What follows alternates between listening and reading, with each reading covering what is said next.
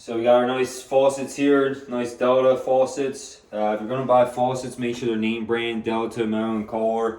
The Delta, Moen, American Standard also. The Delta, Moen, or kind of like the Chevy Florida faucets, whatever you prefer. But this one I went with Delta. And aren't they like lifetime warranty? They're also lifetime warranty, so if the finish ever goes bad on it, or the part starts dripping or whatever, you can call it Delta and they'll warranty the faucet. So that's another good thing about them. A lot of faucets for some reason are lifetime warranties. There's instructions, maybe we'll read them, maybe we won't. We'll find our center spout, we'll do our center spout first. So these ones actually have gaskets underneath there. You got to seal these handles and the spout to the countertop, but they have a gasket there, so I don't have to do that on this one. So we got our spout there, and then we'll get our washer to go underneath and tie in. This gasket's going to go up first, then the silver key, the U-bend or whatever, and then this part. Also, you always want to put these so they're not in the way of where the rod's going to go. Quick little tip for you. It gets aggravating when you have your faucet all together. You got to put your rod through and it doesn't fit. Sometimes when I set these spouts, right after I set it, I'll put the rod through to make sure it's not hitting the edge of the hole. I'm not too off center or something like that. So I'll do that a lot. So we'll get that ready to roll. Sometimes I'll hold it down. If I'm doing it by myself, I'll hold it down here until I get it started good enough. Plumber crash.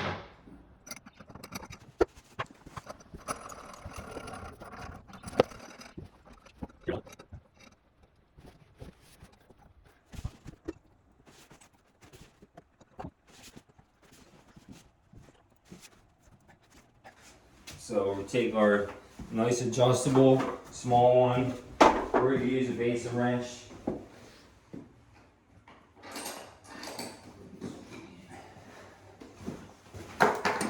And tighten it up. So make sure your spout's nice and straight.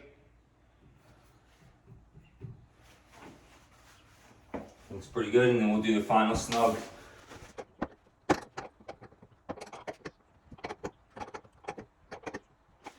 So she's pretty nice and snug. The gasket's lined with the hole. So that part's done. This is going to be interesting. I've got some footage of underneath this thing.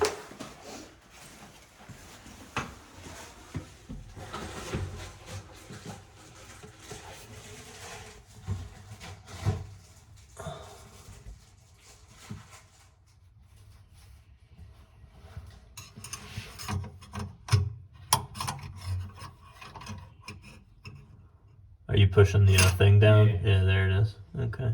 Here, come on. That's your little drain stopper. Here. So I just put my rod through to make sure it goes through the hole real nice and easy. So we got that through the hole. Just if your faucet's off centered a little bit, it might be rubbing against the granite or something, so you want to do that. Alright, so we're doing the handles now. I have the hot side in my hand. It'll have a tag on here that says hot. Let's see where it is. For hot water side. So these ones, handles, sometimes you have to screw this down or something, but this one, it just comes pre-assembled and you drop it down. You put your washer up first and you take this, you want your screws kind of like halfway, and then so this part will thread on. Once that's done threading and the screws are hitting the washer's hitting the bottom of the countertop, then you take your Phillips head and you tighten it up. So that's how a lot of faucets are done these days. But we'll drop this through the hole and we'll get it started.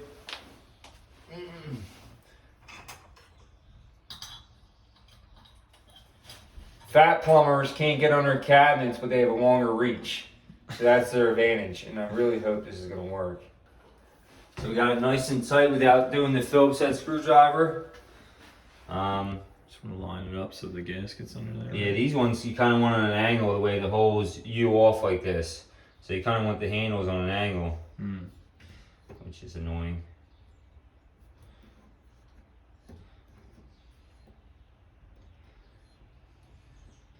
So that's nice and angled a little bit. You want to make sure, obviously your hot side, this will be off, that will be on. Make sure that's lined up real nice. You can take your Phillips head.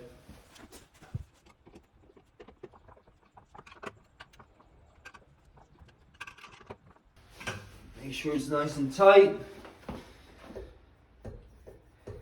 That's a solid faucet right there.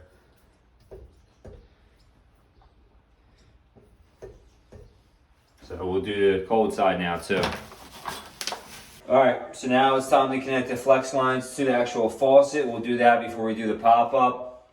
They give you this Y splitter, I guess you would call it. This is 3 separate holes, you have to connect them all. There's these push buttons here. I got another faucet here to show you an example. Pull it back up.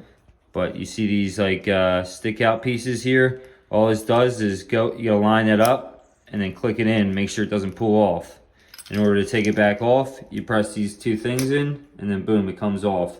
It's just like a push to connect type situation. So you do this in the center and then you loop these to the 2 handles. You can do it any way you want. You can loop it like that, whatever way works better. And then we have our 5/8 connectors, or faucet connectors. These are 12 inches long. They go on the end of here. Little piece of advice, when you're tightening these up, you better hold back on that part right there, because all it is soldered on, and this is like 1/4 inch soft copper or whatever it is. You'll rip that piece right off.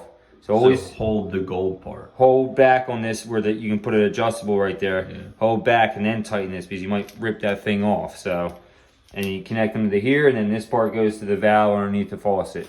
So we'll do that now. You won't get a video of it because I'll be underneath there struggling, but that's the next step. Let me take a little video here. See what we got going on. So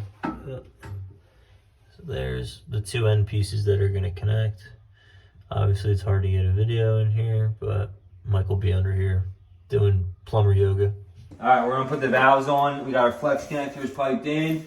We're going to put our valves on underneath the kitchen or the bathroom sink. I got my copper crimp rings. I got my crimper. And I got my PEX cutter. So,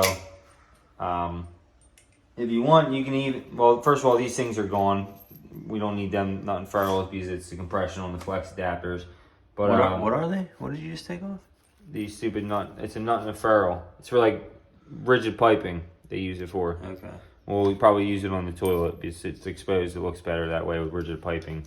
But, so what we'll do is, make sure you have a trusty rag. I mean, I drained the house pretty good. I turned the water off, drained the hose bib, all the good stuff. So we'll get the spackle off at first.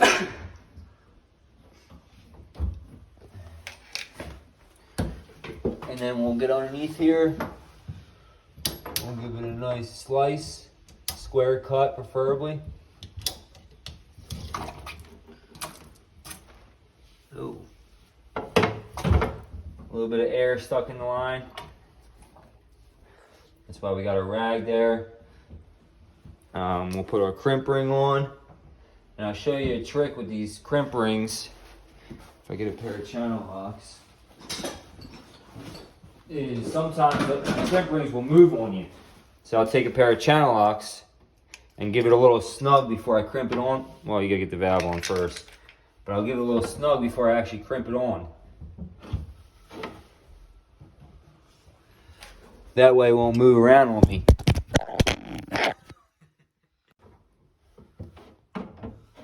Sometimes it's a pain underneath the vanity, but I'll get it. I'll just cry about it.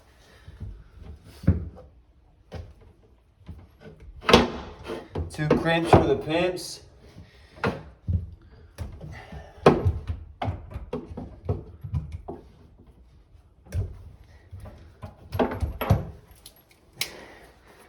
And then you take your flex adapter. After you crimp this on, you can actually move these. So you can move it whatever. You just don't want this flex adapter all kinked up. So sometimes I'll move them over, whatever you want to do to get your flex adapter on. You can also get a shorter flex adapter if you want. Faucet adapter, whatever you want to call it. Take your small adjustable. I'm going to do where mine are at. Here's my small adjustable. Get the valve handle out of your way, turn it off, and then give it a snug.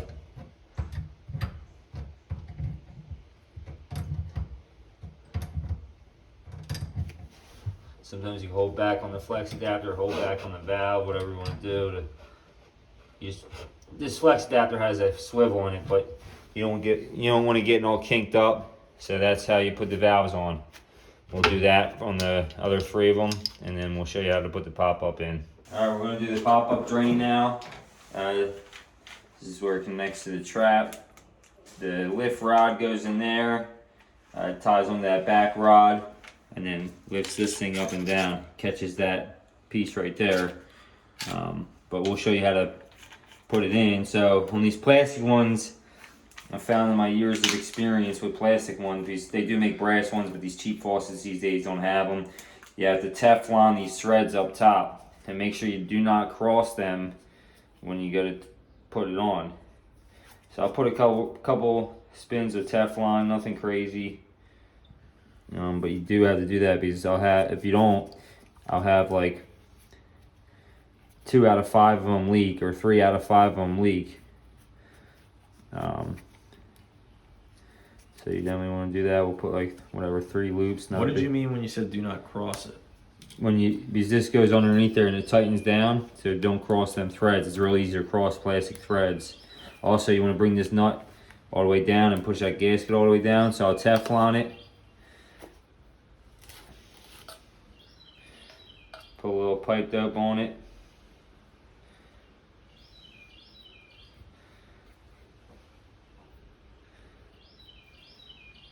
I also like to put a little pipe dope on this black gasket. Probably doesn't need it, but I like to do it. It's just like my ritual. And then we'll get this. Now that's ready to go. We'll get this strain thing. Also, you can't tighten this too much because the threads will pop. Once again, plastic. But right here we have plumber's putty. This is stain-free plumber's putty. So the putty won't stain like around the edge over time. It's only a couple bucks more. I don't think it's as good, but I'll use it for like these sinks and stuff. Once again, you just put a little pipe dope on plumber's putty on the edge of it. What don't you do? Roll it up into a snake and just put it on. My old boss would kill me if he see me doing that. So now that we're on like that, you want to kind of even it out. You put this thing in underneath the sink with this part facing straight back.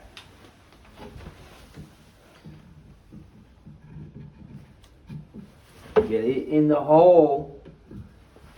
So you push up as much as possible.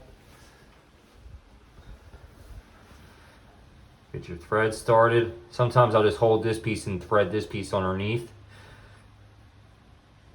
So now I can see my threads are all the way up. Make sure it's looking back. My channel locks go underneath here. And you tighten that nut while you hold the bottom part. Like I said, do not tighten this nut too much, because you can pop the threads on it.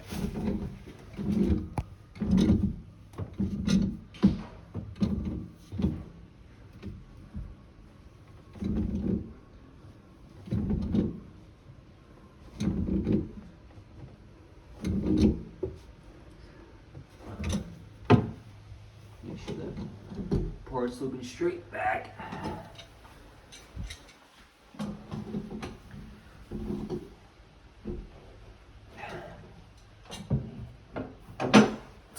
So we got that.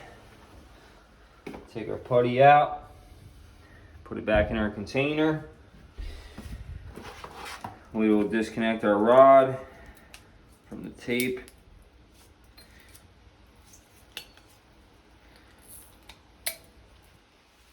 You want to raise it up? So this part goes in there, that nut goes over top here, and it's supposed to click in just like this. So when you put this down to line it up, Sometimes there's a washer in this back nut. You got to be careful depending on the type you have. But you put this around here, and then you drop this down. Kind of just line it up until I can feel it caught in there. And then you tighten this back nut. You're not going to take channel locks to this back nut. You can't make it too tight because then the rod won't move up and down. You just kind of make it hand tight. Make sure it's good. We got our rod underneath there. We'll line this up. Hand me that flashlight right there. This part's always fun.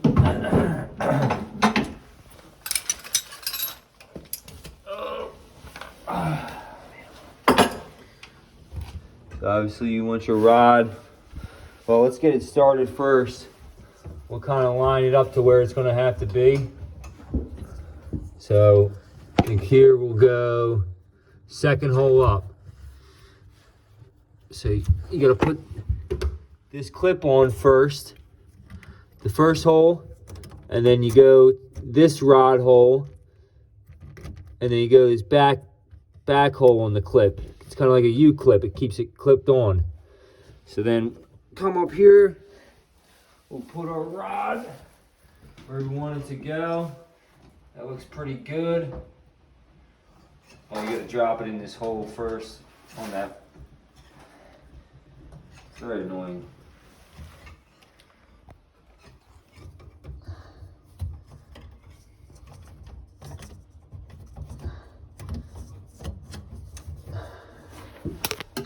All right, so dropped it in.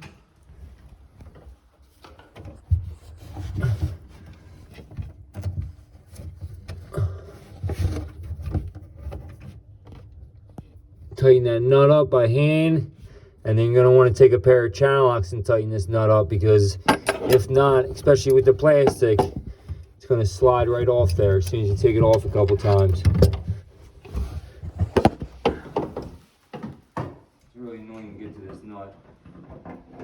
You can take an open end wrench that fits this nut perfect if you want. I just take my channel locks.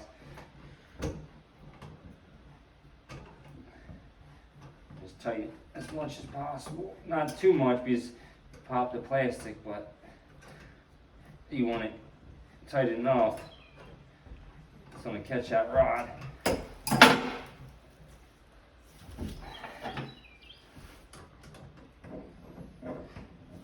You know this is real because I'm struggling doing it.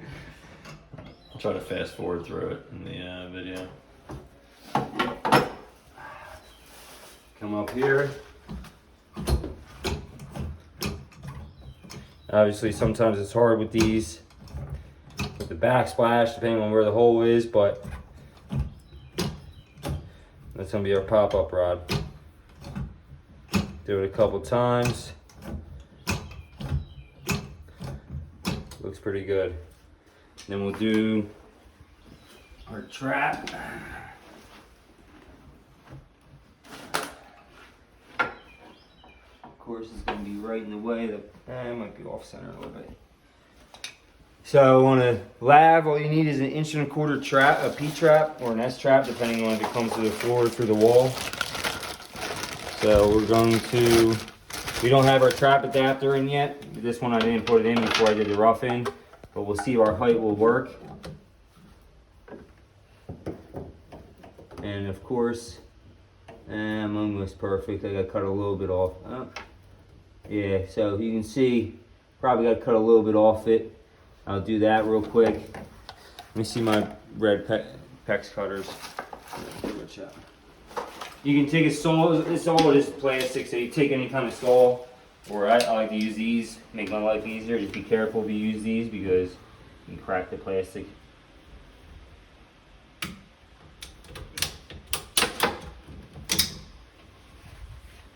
Good enough cut. Not the best ever, but good enough. Now you can see, obviously, we don't need it that long because you don't want to go in that 90 too much.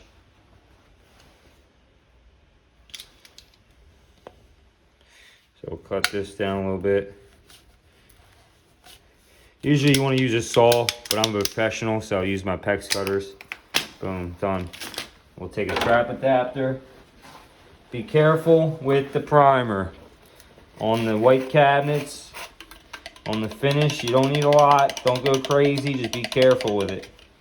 Make sure it doesn't drip everywhere.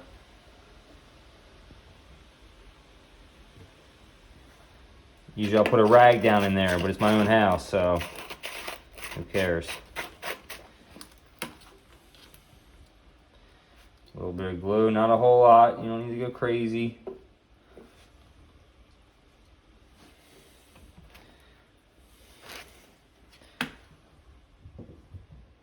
Glue that in.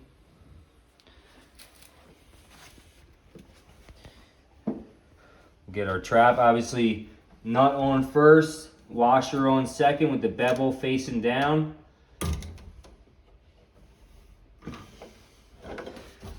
Nut on this way, and then since we stubbed out 1.5 inches and put an 1.5 inch trap on, we're gonna have to get a plastic nut and an 1.5 inch by 1.25 inch washer to go in there. You can do an 1.5 inch trap, you're still gonna have to put an 1.5 inch by 1.25 inch washer on the tailpiece because the tailpiece is 1.25 inch, or you stub out with an 1.5 inch PVC by 1.25 inch male for the trap adapter. But I just carry 1.5 inch trap adapters. I just carry washers on, so I don't have to go back and forth between my trap adapters. I just have to go back and forth on my washers. Give it a little nice snug, get it started. Bring this one up. It's pretty good. We'll get this nut started first. Make sure it's nice position, straight, the whole gig. This is the most important nut. And then we'll go this one next. Slide that washer down, get it started. We're already started on the very back nut. Look at your trap, make sure it's nice and straight and lined up kind of deal.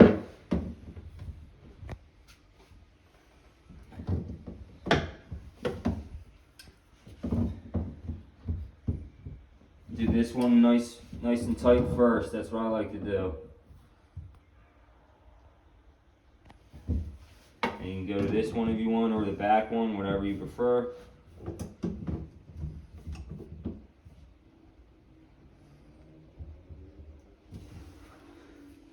don't need my other channel. Those channel locks don't fit an 1.5 inch nut. Get it hand tightened as much as possible.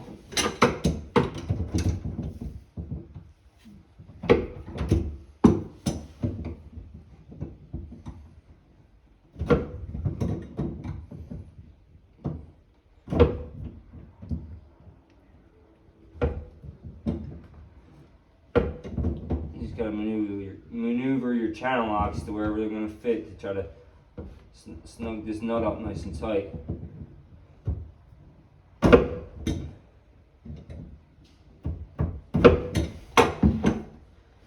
Seems pretty tight. We'll turn our faucet on. I'm going to get this one first. It's nice and tight. Also, on most faucets these days, they have an integral aerator. You want to take that off when you first fire it up. So that thing you're holding is not the aerator. That's the key to get the aerator out, right? Yeah, the aerator key. If you lose it, you can try a pair of needle nose or something. You just got to get the thing to spin. We're not going to run this too long because that sink is still open on my left side, so I didn't never pipe that in. But we'll just get the air out real quick. Be careful, there's a washer in there usually. Blow the chunks out, anything that's in the water lines. Throw it back in. And then we'll move on to the next thing. I don't want to run this one too much since it's a double. It comes off the horizontal. Both pieces come off the same horizontal, so it's going to end up pouring out that other sink. But that's how you finish piping your trap in. Test it, fill it up 3 times. You want to fill it up because that's where you're going to find your leaks at.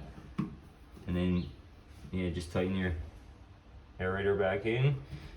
And then test it and you're good to go.